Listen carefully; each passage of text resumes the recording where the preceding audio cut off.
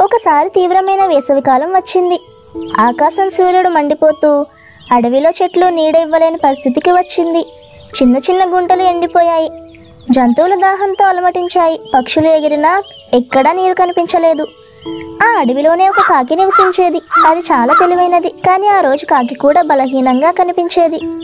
దాని కళ్ళు ఎర్రబారాయి. గొంతు ఎండిపోయింది. అయ్యో, ఒక్క చుక్క నీరు దొరికితే ఎంత బాగుంటుంది అని తపన పడింది. అది కొంత దూరం ఎగిరింది. చెరువు ఎండిపోయి వాగు పొడిబారిపోయింది. ఇక దాని ప్రాణం పోతుందని భయపడింది. కానీ ఒక ఆశ వదలకుండా ఇంకా ఎగిరింది. ఎంత దూరం వెళ్ళినా నీరు దొరకలేదు. అలసిపోయి నేలపై కూర్చున్నప్పుడు దూరంలో ఒక చిన్న ఇల్లు కనిపించింది. ఆ ఇల్లు ముందు ఒక పాత కుండ ఉండేది. కాకి దగ్గరకు వెళ్ళి చూసింది. అయ్యో, ఇందులో కొద్దిగా నీరు ఉంది అని ఆనందంతో ఎగిరి కుండపై కూర్చుంది. కానీ ఆ నీరు చాలా లోతులో ఉంది. ముక్కు దింపినా అందలేదు. కాకి ఒక్కసారిగా నిరాశ చెందింది. మొదటగా కాకి తన ముక్కు లోపలికి చాపింది. కానీ నీరు అందలేదు. అది కుండను వంచాలని ప్రయత్నించింది. కానీ కుండ బరువుగా ఉంది. తరువాత రెక్కలతో గట్టిగా కొట్టింది. అయినా కుండ కదలలేదు. ఆ క్షణం కాకి నిరుత్సాహపడింది. ఇక ప్రాణం పోయేదేమో అని అనుకుంది. కానీ వెంటనే తన మనసులోని ధైర్యం మళ్ళీ మేల్కొంది. నేను తెలివైన కాకిని.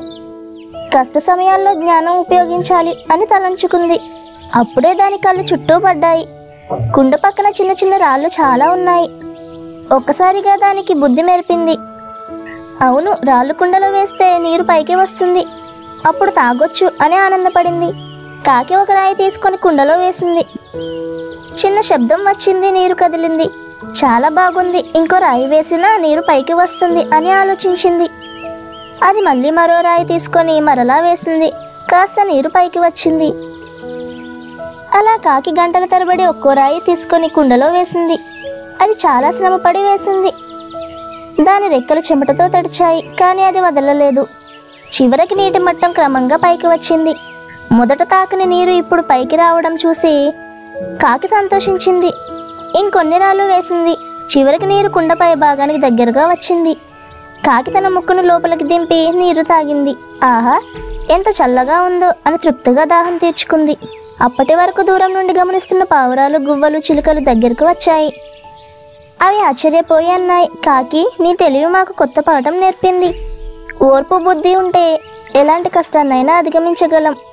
అవి కూడా కుండలోని నీటిని తాగాయి. అందరూ ప్రాణాలు కాపాడుకున్నారు. దీనిలో నీతి ఏంటంటే, ఆ రోజు నుండి పక్షులందరూ ఒక నిజాన్ని గుర్తించుకున్నారు. తెలివి, సహనం ఉంటే అసాధ్యం అనిపించిన పని కూడా సాధ్యమవుతుంది.